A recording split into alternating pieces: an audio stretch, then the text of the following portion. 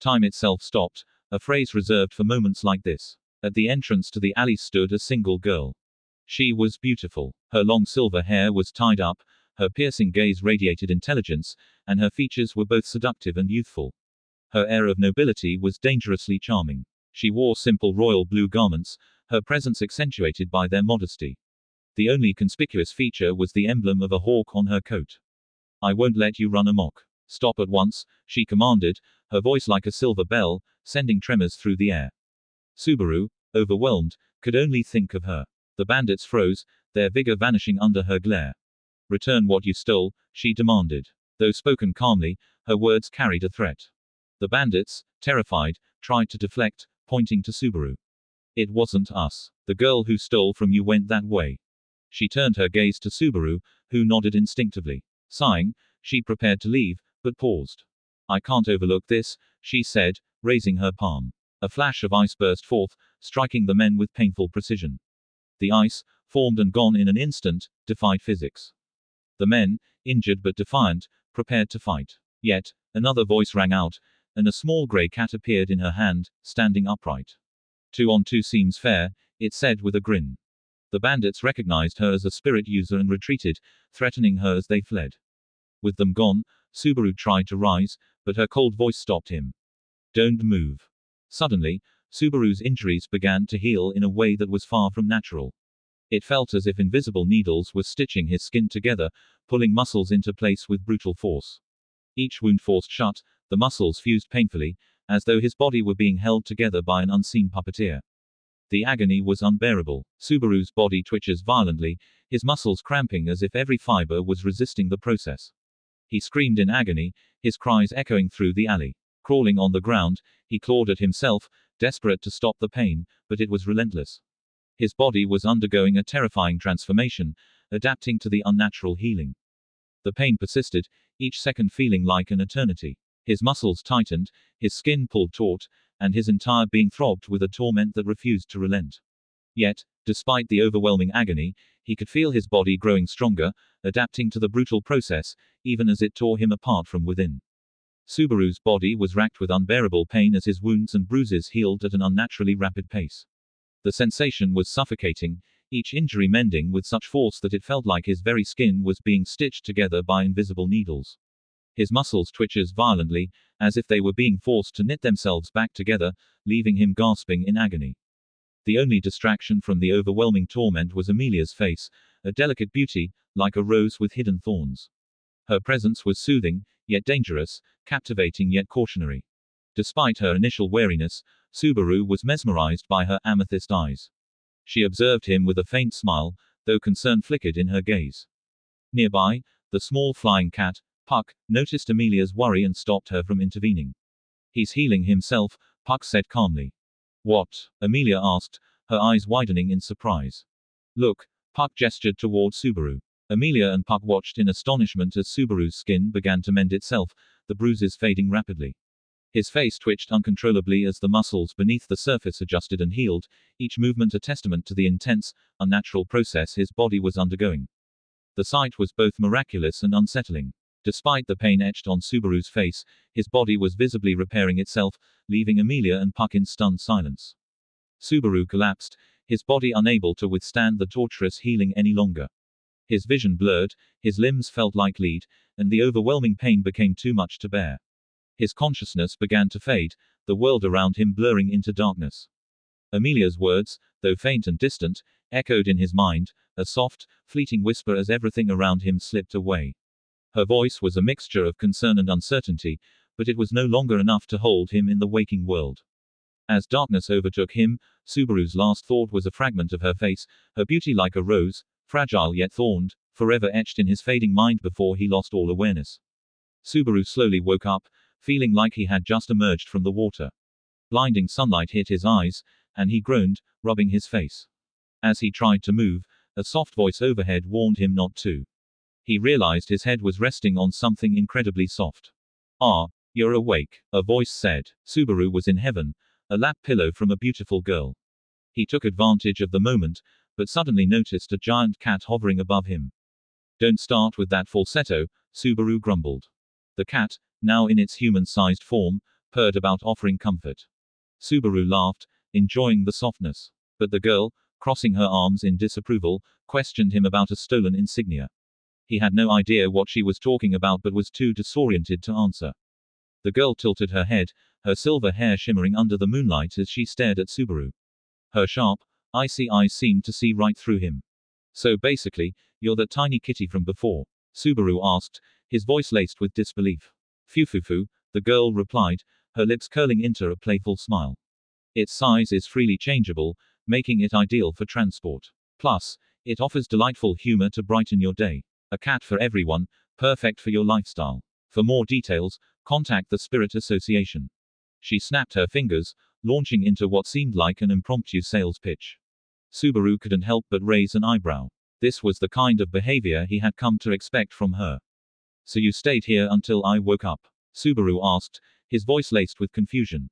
The girl crossed her arms and gave him a stern look. Don't get it twisted. I had questions for you. If it weren't for that, I would have left you here. Definitely.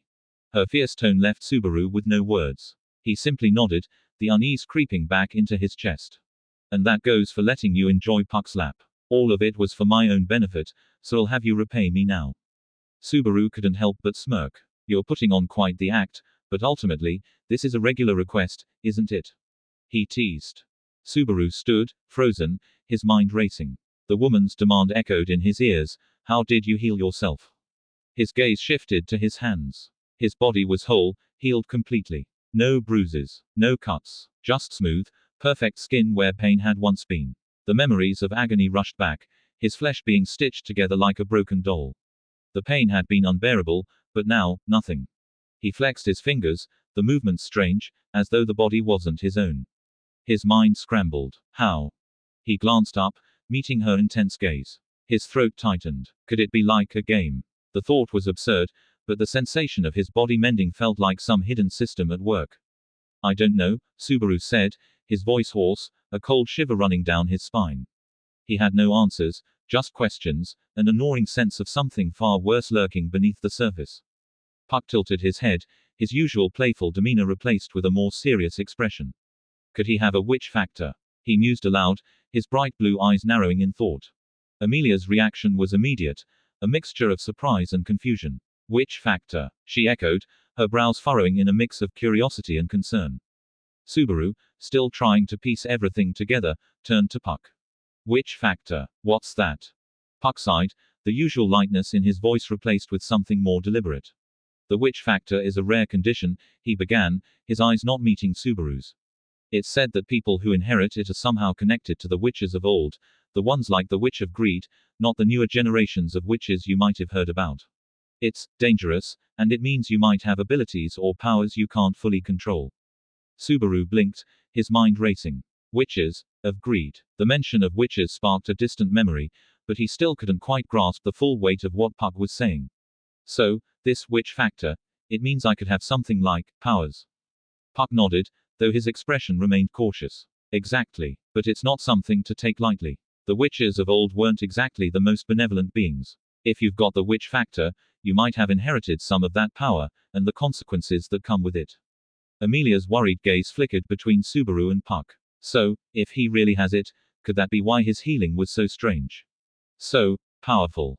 Puck simply nodded grimly. It's possible. Puck's eyes narrowed as he tilted his head, his paw tapping thoughtfully against his chin. Which sin are you, then? He mused aloud, his tone playful but with an underlying seriousness. Subaru blinked, caught off guard by the question. Sin? What do you mean by that? I don't even know what you're talking about. He stammered, confusion written across his face. Puck's eyes gleamed as he clicked his paw. Well, if you're healing people like this, there's a possibility you could be tied to one of the 7 deadly sins. His gaze sharpened as he considered the possibilities. A sin that can heal people, it could be lust.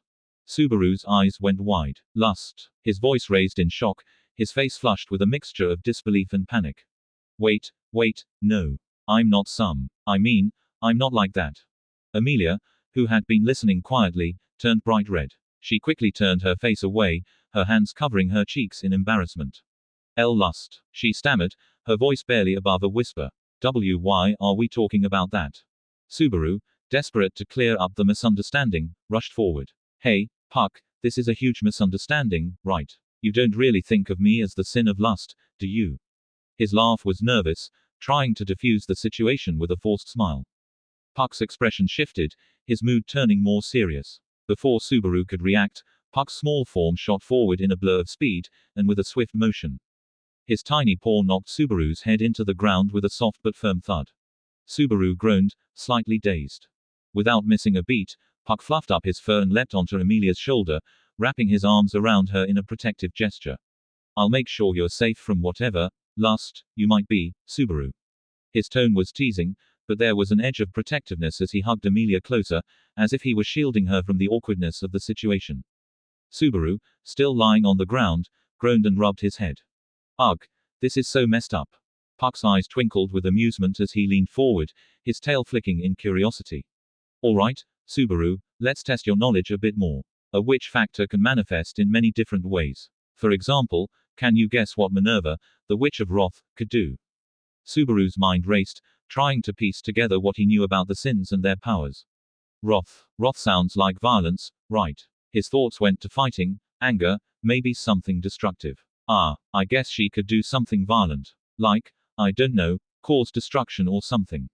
Puck grinned, shaking his head. Wrong. It's actually much more complicated than that. Minerva's authority of wrath wasn't about violence, despite what the sin might suggest.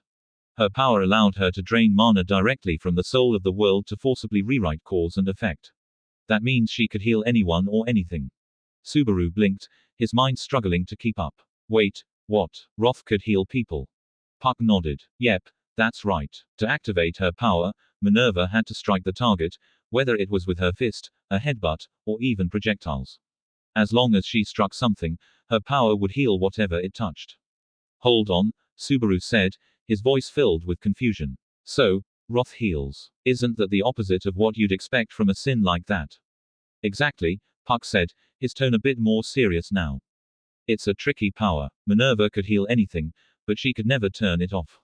That means every time she made contact with someone, whether she wanted to or not, she would heal them. Her punches, her headbutts, even throwing projectiles, they'd all heal people. He paused, letting Subaru take that in. In fact, her power was so strong that it could even undo the effects of the death god's divine protection, as well as Typhon's authority of pride. Subaru's jaw dropped. You're telling me she could just undo death? That's insane. Puck raised a paw. Not quite. Minerva's authority only worked on injuries, things that were wounds. So no, she couldn't cure diseases, aging, curses, or anything like that. But she could heal any physical injury, even something fatal. Subaru scratched his head, trying to piece together all the information. Okay, but it sounds like there's a catch, right?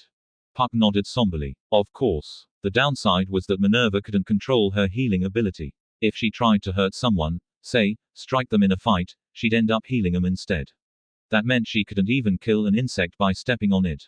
She literally couldn't hurt a fly. Subaru winced at the thought. So she couldn't even defend herself properly. Exactly, Puck said, but her authority still caused destruction. By using her strength indirectly, like causing a rockslide, she could harm others, though it was never intentional. Her healing power also took mana from the world, causing natural disasters.